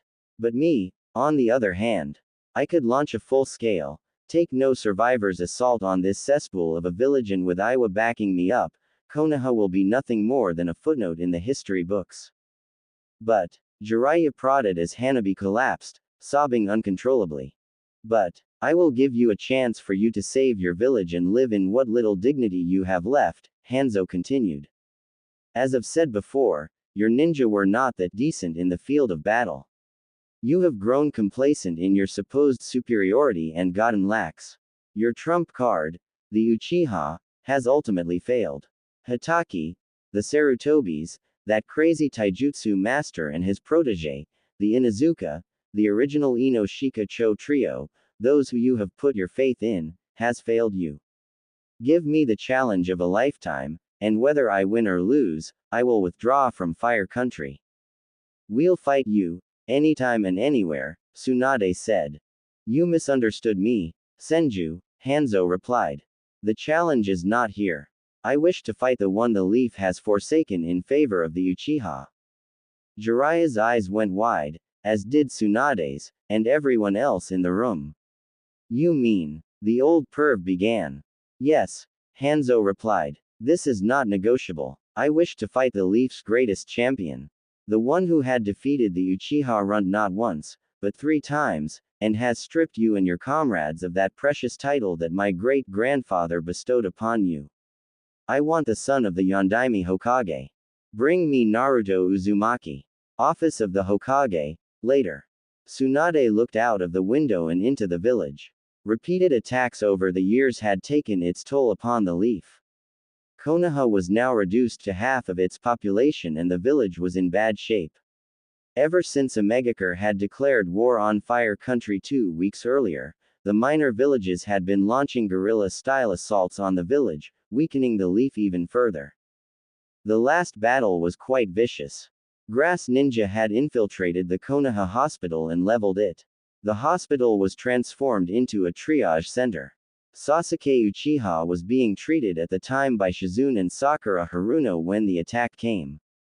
Grass Shinobi came charging in and let loose with explosive clones littered with exploding tags. The hospital was destroyed in the blast, killing all inside. The Uchiha line, along with the Sharingan, was now extinct. The civilian council was gone, having fled the village with their families, leaving only what remained of the Shinobi Council. Aside from Hanabi Hyuga, who had taken her father's place on the council, there was Hana Inuzuka, now the last surviving member of the Inuzuka clan. Shikamaru Nara, Ino Yamanaka and Choji Akamaiki also sat on the council, replacing their fallen parents. The old guard, Danzo Shimura, Kaharu Udatane and Hanmura Mitokado, had died at the hands of Sasuke himself when it became clear that this whole mess was Danzu's fault. After Rashojin Hanzo left the village, Tsunade retreated back to her office. Seated behind the desk, sake bottle in hand, she was taking swig after swig of the drink. Ever since the deaths of Shizune and Sakura, she hadn't stopped crying and drinking. What remained of the civilian population mourned the death of the last Uchiha, some of them even blaming Naruto for their current predicament. Tsunade chuckled bitterly. She blamed Naruto for many things. But this time, Naruto was innocent. She blamed him for Kushina's death, and blamed him for the downward spiral which led to Konoha's fall from grace and the revival of Whirlpool, leading to Neo Uzu's position as one of the great shinobi villages. But the one thing she hated him for most of all was stripping herself, Jiraiya and Orochimaru of their titles of Konoha's legendary Sannin following the wave conflict 2 years ago. Both Konoha and the Fire Lord thought that Whirlpool and Neo Uzu would self-destruct with the so-called Kyuubi brat as its daimyo. They even bet on Iwa declaring war on Whirlpool and eliminate the last Namikaze once and for all. But as always, pulling off the impossible was at the top of Naruto's already long resume. He had grown even more powerful during his exile, and both him and his wife were a credible threat. Not even the remaining members of the Konoha 11, their senseis nor Danzu's route could stop them. He even negotiated a non-aggression pact with Iwa and Earth Country, thus securing Whirlpool's safety. Iwa May had been war-happy, but even they would not attack Naruto, despite being Minato's son, given his automatic diplomatic status and that the Wind Daimyo had personally forgiven Naruto for the sins of the father. So when Konoha marched into Wave Country via the bridge, they planned on annexing the island to Fire Country and use it as a forward operations base to invade Whirlpool. They were surprised to find that the main village was already evacuated and that the daimyo of Whirlpool was already there, with his wife, and with his Neo Uzu forces. It was there that Naruto threw down his challenge, Konoha's legendary Sannin versus the Whirlpool of daimyo. The prize was control of Wave Country. Tsunade had to admit that Naruto was out of his mind to present those terms. Should he win, Konoha will leave Wave, never to return, and Wave will be under the protection of Whirlpool. Should Konoha win, then Whirlpool will concede defeat and withdraw from Wave, allowing Konoha to take over. The three Sannin accepted the challenge, assuming that they would net an easy win. They thought wrong. Naruto was once known as the unpredictable ninja, the one who could make the impossible possible. It was something he took pride in, both as a warrior and as the daimyo of Whirlpool. With his victories over his former cell, Madara Uchiha and Itachi Uchiha, the three Sannin could have been cautious. Naruto took on the three Sannin, with the gathered Uzu and Konoha ninja watching. Tsunade remembered how Naruto had countered her chakra-powered super strength with his own, of how he destroyed the coffins of the first 4 Hokages when Orochimaru tried to unleash the impure world resurrection, and of how he countered Jiraiya's Rasengan with a Senjutsu-powered Rasengan of his own. In the end, their arrogance had led to their downfall. And Naruto had it planned as well. Aside from Neo Uzu and Konoha, the Kazekage and the Raikage were also present, as were the Spring Daimyo, who was shooting a movie in Wave when they heard about the invasion. Despite the fact that it was a 3-on-1 battle, Naruto had the Shadow Clones, his Fuinjutsu, the Hiraishin Jutsu and the Rinnegan. The three Sannin were defeated by the Whirlpool Daimyo, by the same person that they had each considered the dead last, and completely useless. Summoning Gamakichi, Naruto stood on top of his head and made the following proclamation. By right, Wave Country is now under the protection of Whirlpool Country and of Neo Uzushiogakure no Sato. Any further attempts of aggression towards the people of Wave will be seen as an act of war. To you, Jiraiya, Tsunade Senju, and Orochimaru, you were granted the title of Konohagakure's legendary Sannin by Hanzo the Salamander as a result of surviving his onslaught. As that title was blessed upon you, so it can be taken away. As the daimyo of Whirlpool, I strip you of your title of legendary Sannin. Lady Hokage. The voice of Ino Yamanaka snapped Tsunade out of her thoughts. She was not alone. Standing on either side of her were her teammates, Shikamaru Nara and Choji Akamaiki. Jiraiya was behind the Ino Shika Cho trio, as was Tenten. The war had taken its toll on the four elite Junin, as Ino, Shikamaru and Choji had lost their parents in the failed rescue attempt, while Tenten was the remaining survivor of Cell 9. It had gotten worse from there, as Yoshino Nara committed suicide upon notification of her husband's death, and Choji's mother had a fatal heart attack once it was known that Shuza was dead. Neither had children of their own, but took it upon themselves to raise Asuma and Kurenai's two children. The Ino Shika Cho trio were also present in the council chambers when Hanzo made his demand. They knew that Naruto would defend his precious people, but after being screwed over for the Uchiha and shunned and hunted by those he thought were his friends, even Shikamaru knew that the chances of Naruto coming to their aid were pretty slim. Anything from our former allies? Tsunade asked. Earlier in the week, she had sent out word of Konoha's distress to Suna, Spring and even Kumo for aid. Bad news all around, Ino replied. Suna flat out refused to help, as did Spring. Mist also said no. Kumo is remaining neutral in this conflict. There is no way around it. We need Naruto. After how we screwed him over for the Uchiha and a piece of his inheritance. Shikamaru butted in, knowing full well of Konoha's personal motives in banishing and their attempts to kill the former genin turned daimyo for his clan's wealth and jutsu. Not to mention Hiashi and Danzu's attempts to kidnap their children. We'll be lucky if Naruto doesn't lead the charge into Konoha himself. Jiraiya and Tsunade knew that the slacker was right. Neither person had no love for the Uchiha, but they disliked Naruto for their own reasons. It was because of those actions that Naruto saw their offenses as a betrayal to both his parents and to himself. And Naruto never forgot those who slighted him and his family name.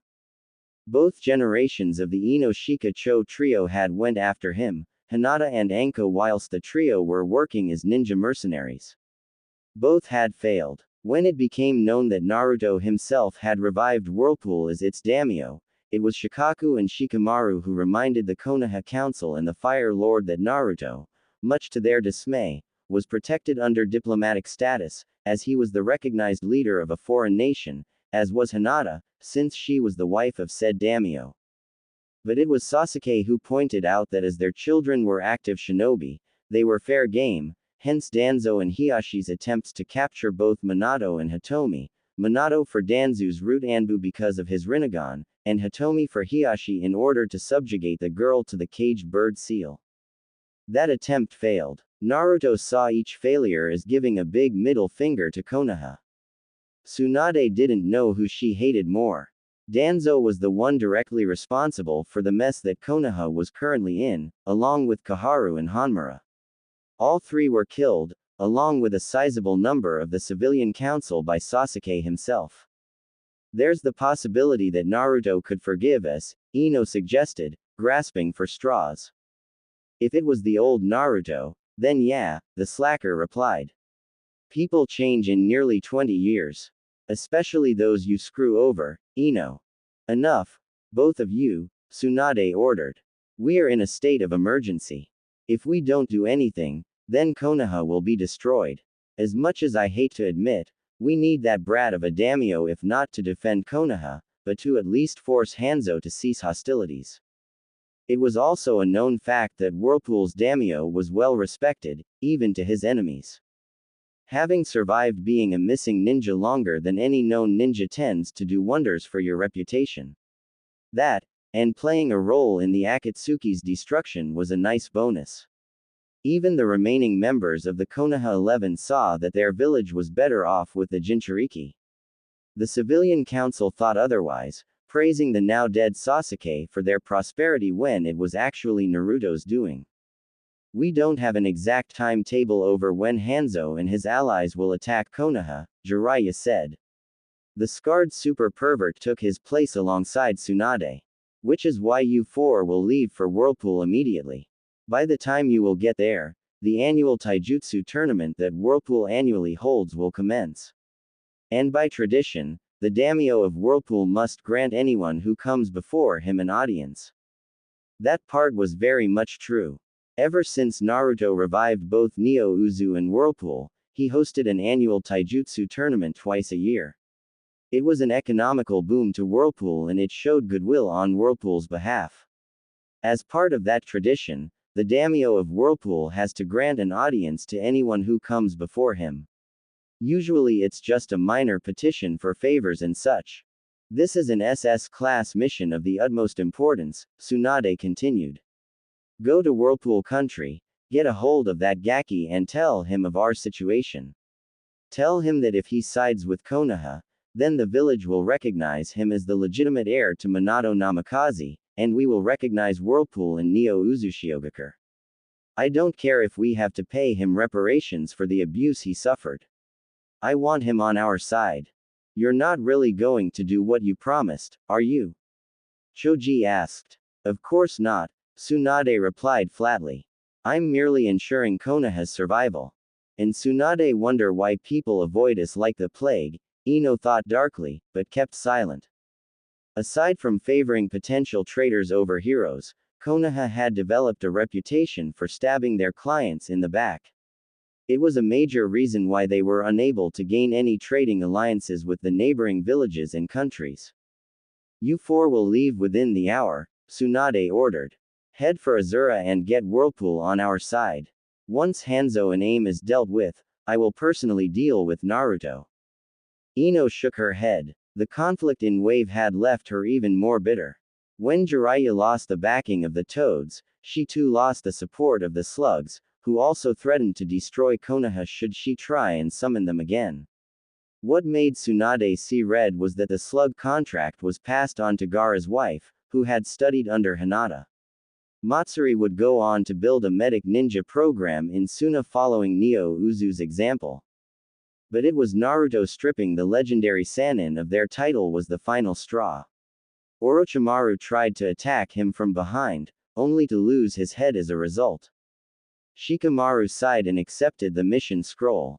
He had talked with his teammates and even he knew that Konoha was in its last days. But as long as he wore the Hittite of the leaf, he will do his duty.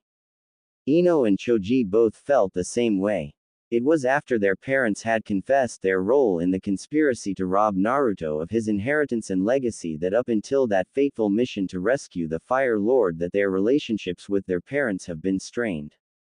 They disliked Naruto for being the Jinchuriki, but they were not so crazy about having a virtual traitor as Hokage and a second traitor return to Konoha with so much as a slap on a wrist, despite having killed Hiruzen Sarutobi.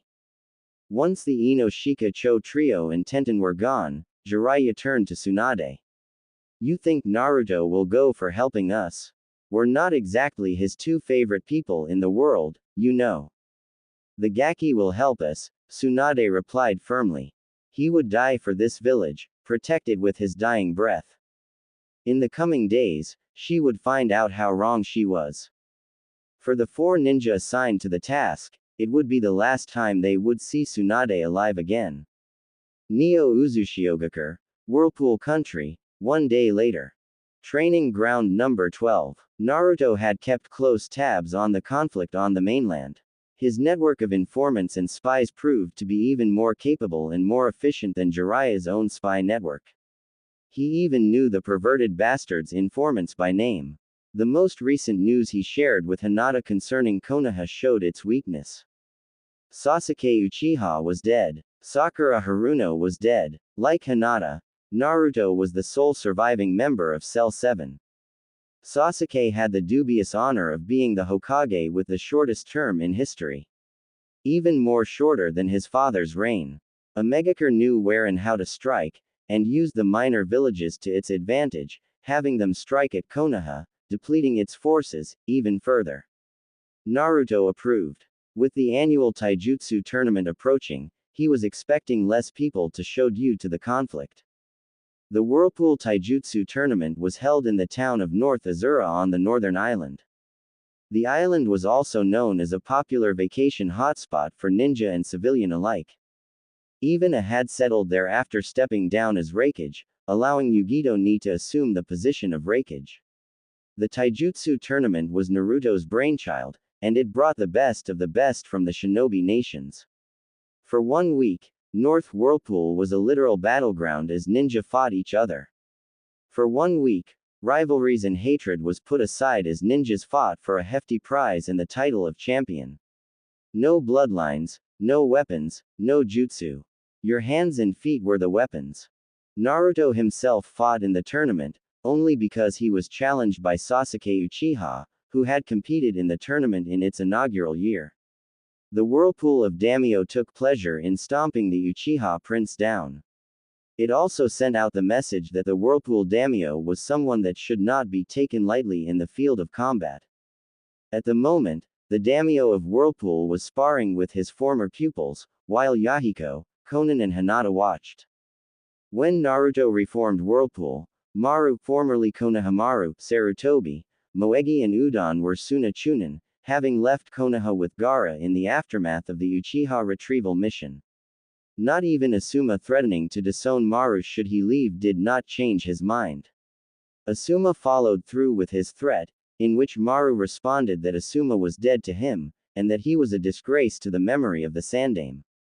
When word came to Team Misfits that their boss was now the Daimyo of Whirlpool, they approached Gaara and asked to resign in order to emigrate to Whirlpool. Gaara, knowing of Naruto's friendship with the younger ninja, allowed them to leave with his blessings.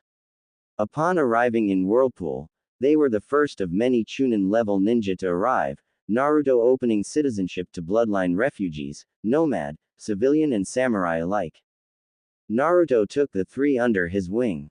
In the 8 years that followed, Maru, Moegi and Udon still called themselves Team Misfits, but they were one of the best teams Neo Uzu had to offer. Like his grandfather, Maru was an expert in ninjutsu.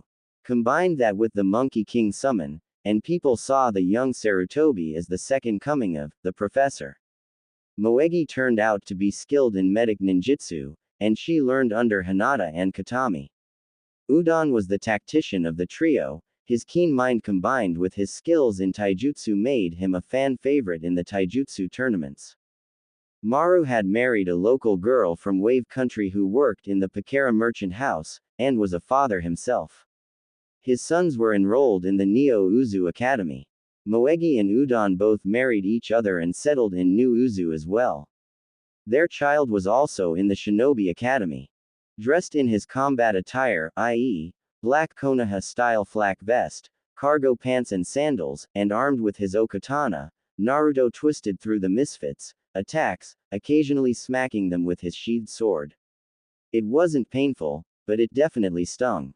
Smack. Smack. A blow to Maru's shin, causing him to yelp, followed by a smack to the head. Dead. Naruto deadpanned. Smack.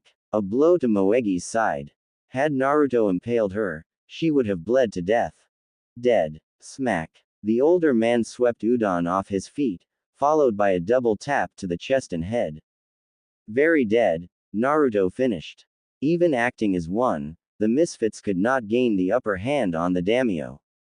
They were capable of giving him a run for his money, but Naruto was the superior ninja. We almost had you that time, boss, Maru complained. One more time. Naruto chuckled. Maybe next time, Sarutobi. Before Maru could object, a Uzu Anbu appeared via Shunshin, along with a second person. Lord Daimyo, you have a visitor, the Junin reported. Naruto saw that it was Rashojin Hanzo. Frowning slightly, he wondered why he was here when he should be in Fire Country. Then it hit him. He forgot that Hanzo also knew the Shadow Clone's jutsu. He must have sent this copy to Neo Uzu to get his take on the invasion. Hanzo bowed respectfully to Naruto. Sure, Hanzo was older, but Naruto was higher on the status ladder than he was. Unlike the salamander, Hanzo knew where to give honor and respect when it was due. Fortunately for Naruto, he was one of the few people that Hanzo genuinely respected. But Hanzo knew of Naruto's connections to Konoha. If Naruto decided to run interference, then his plans of raising Konoha to the ground would be in vain. Lord Daimyo, Hanzo greeted. Rashojin Hanzo, Naruto replied, bowing back. I've heard that you've been busy. That I have. I wish to have a word with you, Lord Daimyo. Naruto turned and walked down the path leading to the village. Hanzo fell in step beside him, while Team Misfits and the Uzu Anbu tagged Beihang at a respectable pace. So you know about my occupation of the fire capital, Hanzo began. Do you know I plan on invading Konoha and razing it to the ground? I've heard. Iwagakure wants to get in on the action, but has concerns facing you and Neo Uzu should you fight on Konoha's behalf. If I decided to join in and help defend Konoha, then that would violate the non-aggression pact I made with Iwa and Earth Country, Naruto replied. The last thing I want or need is to be remembered for starting a shinobi war. Hanzo nodded in understanding. But you still haven't answered my question. I'm not interfering in your quarrel, Naruto replied. If I was younger, if I still wore the symbol of the leaf, then yeah. But after their betrayal and their repeated attempts to kill me, my wife and their antics concerning my children, I could have easily destroyed them myself by allowing the Nine Tails to go to town. But I didn't. I decided to spare them, to let them know that the dead last could just as easily crush them in ways that Orochimaru and Madara could dream of. You spared them so that they could live with the disgrace, Hanzo surmised. He knew that Naruto was no coward. He knew how to pick his battles, and where and how to strike for maximum damage, which was how he was able to destroy the Akatsuki. Hanzo approved. Not bad. Most ninja tend to overlook battle tactics. I am honestly impressed, Daimyo Namikaze. Glad to see that your years as Daimyo has not dulled your senses. Konoha is alone. Fire Country is alone. I also have ninja in the surrounding countries on assignment, Naruto said. Hanzo nodded in understanding. As long as they do not attack my ninja, I will show the same courtesy. And your allies. They will not interfere, and at the same time, will not fight on your behalf, Naruto replied. I've already discussed this with the others. I will not aid Konoha in any shape, form of fashion. I will not fight them, as I have nothing else to prove to them, but I will not save them either. Hanzo smiled. That was the answer that he was looking for. Naruto had just confirmed to him that he was more than willing to send Konoha to a hell of their own making. I thank you for your time, Lord Daimyo. I will take my leave, Hanzo said, bowing, to which Naruto responded with a nod of his head. The shadow clone then dispersed. The fire capital, Fire Daimyo's residence. The memories of the shadow clone were transferred to the real Rashojin Hanzo, who was currently in talks with the Tsuchikage, Kuretsuchi. The leader of Iwa had her concerns when an AIM envoy came to her with a most interesting offer, the destruction of Konohagakure no Sato. Kuretsuchi noticed Hanzo pausing in mid-speech, before a smile spread across his face. Good news from Neo Uzu? She asked. Very. Hanzo replied. Daimyo Namikaze made it clear that he nor his allies will not aid Konoha. The Leaf's fate is sealed. So, about our alliance? Kuretsuchi nodded. You have the full support of Iwagakure no Sato. When do you plan on attacking Konoha? 3 weeks. That drunk of a Hokage actually think that Daimyo Namikaze will help them. As they sit, praying and hoping that their former Jinchuriki will help them. We will strike. I've heard that they've sent 4 of their ninja to Neo Uzu to ask for help. By the time they return to Konoha, they will find it burned to the ground. Kuretsuchi nodded. One more thing. What's your take on Daimyo Namikaze? Hanzo thought about it for a moment. I respect him. He's been through so much growing up, being the container to the most powerful of the Biju. It takes a lot of willpower not to unleash hell upon a village that spits on you, yet was willing to defend to his dying day. Any weaker man or woman would have either killed himself or went mad with such a burden. Kuretsuchi could understand. After all, Iwa had 2 Jinchuriki of their own, Roshi and Han. Out of the pair, only Roshi was still alive, as Han was killed by the Akatsuki. Like Roshi found a home in North Whirlpool, spending his life in peace. As long as Roshi did not don the Hittite with the Whirlpool insignia, she left him alone. Follow me, Hanzo said. I have an appointment with the Fire Lord. So, the idea of sending Konoha ninja to Neo Uzu to try and get Daimyo Namikaze on their side was just a ruse, right? Of course. You really think that Konoha would actually succeed in the task that I gave them? The Yondaime's son hate Konoha as much as you do. By the time our forces are in place, they will see that it was all for naught. I promise on the bones of the original Hanzo the Salamander. Konoha will be destroyed. By having the Fire Lord sign this scroll, it shows that he was more than willing to throw the village to the wolves in order to save his own life, thus demonizing him even more in the eyes of the public. The past 19 years had not aged the Fire Lord well, nor was he able to appease his counterparts in spring, wind and water. After all, he too was one of the chief conspirators in orchestrating Uzumaki's banishment for a sizable cut of his family's wealth. Too bad Naruto had taken it with him when he left Konoha. His crimes made public, he had lost face with the other daimyos. Even Earth Country and Iron Country called him out on his arrogance in denying the son of the village's hero his legacy. When Whirlpool was reformed under the same boy he had ordered to be killed, he was the only one to denounce him, not recognizing his authority as Whirlpool daimyo. But since Whirlpool was allied with 3 different countries, invasion would result in Konoha's destruction. And now, here he was, a prisoner inside his palace. AIM Ninja had the capital locked down tight following Konoha's attempt to rescue him several weeks earlier. He was allowed to move within his palace, but was always under heavy guard.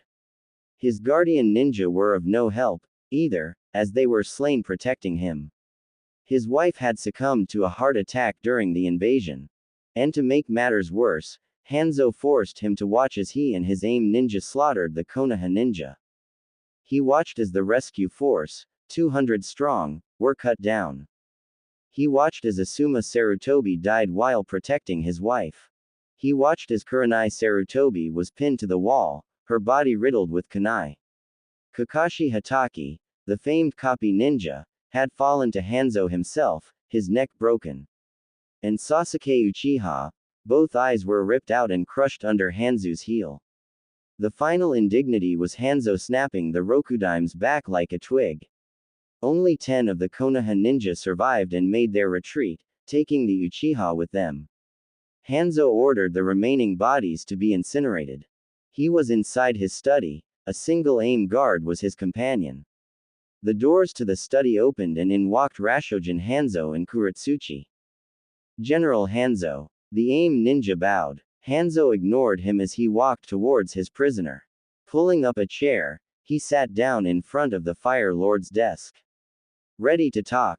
The AIM warlord asked. The Fire Lord sighed. Giving Danzo the green light to attack him was definitely a bad idea. What do you want? He asked. To discuss the instrument of surrender. We'll see how much your integrity weighs against the lives of yourself and of your family. I know you gave Shimura the order to try and kill me. I also know that you ordered him to kill my great-grandfather, and his supporters. So rather than kill you in retaliation, I'm here to offer terms. These are non-negotiable, and I am merely offering you these out of courtesy. First, You will pay a one-time indemnity to both villages of Rain and Stone. A bribe, you mean? The fire daimyo shot back. Call it what you like, but you will pay what you owe, Hanzo replied. Again the Fire Lord had no choice. His life and that of his families was at stake. That and paying off both villages could all but ruin him. Done. Anything else? Yes. The destruction of Konohagakure no Sato. What? Destroy Konoha. It already has been through enough with the loss of their Hokage, who was the last of the Uchiha. And from what you already told me, the majority of their Junin and Chunin were killed in repeated assaults on the village. Destroy Konoha. We were the first of the nations to have a village. Please, spare the village. Hanzo's face was grim. Suit yourself. Without breaking eye contact, he addressed the AIM Junin, his voice ice cold. Retrieve the Fire Lord's family, his mistress, children and grandchildren, all of them, and show them the same courtesy as he showed to my family. The Fire Lord's eyes went wide at the realization of Hanzo's order. He was going to execute his entire family. Wait. Hanzo ed an eyebrow, one hand raised, stopping the AIM Junin in his tracks. He had the Fire Lord right where he wanted him. Producing a scroll, he unrolled it and placed it in front of the Fire Lord. The Fire Lord looked at the scroll. It was titled Terms of Surrender. It was already signed and sealed by both Hanzo and Kuretsuchi, but was missing his signature. As you can see, my terms are harsh, but fair, Hanzo said. I have no desire for territory, nor to make Fire Country a protectorate, nor does Iwa or Earth Country. But the terms are clear. Fire Country will no longer have a shinobi village. In exchange, we will leave you in peace. Konoha will be burned to the ground, its ninja from Chunin to Junin will be slaughtered should they resist. Any ninja who surrender to our forces will have their chakra sealed and sent into exile. Any genin will be taken by Iwa and AIM back to their respective villages, their minds will be wiped clean and we will raise them as our own ninja. The civilians will not be harmed. All jutsu will be destroyed. Any clan's wealth that is left behind will be paid as part of the indemnity. Since the Uchiha clan is now extinct, its wealth will be used as part of that indemnity. So what's it going to be? The lives of your family for one village who has dug its own grave. Or I execute your family as you watch, with you being the last to go, and the Rain and Stone will crush Konoha regardless. Make your choice now. With a trembling hand, the Fire Lord reached for his pen. But Hanzo stopped him. Hanzo chided.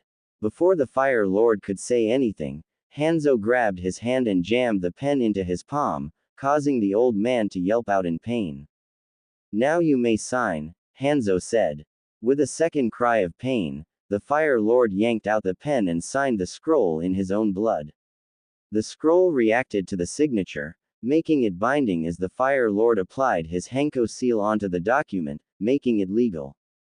With that action, the Fire Lord had officially sealed Konoha's fate. The Inoshika Cho trio and Tenten had left Konoha that very night. They could have taken a boat downriver to the coast, but AIM and Iwa ninja patrolled the river, forcing them to take the long way around, which meant heading north, traveling incognito as not to attract any unwanted attention from unfriendly ninja. Their destination was a small port in Lightning Country, where a ship would take them to Azura. The trip had taken them 2 weeks just to arrive at Azura.